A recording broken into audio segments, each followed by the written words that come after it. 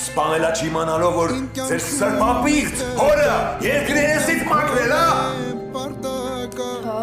Ես ոտերով կանեմ ձեր ընտանիքը, ես կտոր կանեմ Լեռնոյին, իմ ձեռքերով։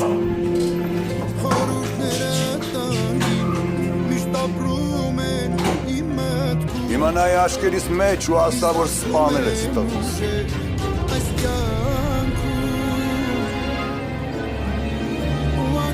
Ու դա կլինի քո վերջին խոսքը, սատկելուց առաջ։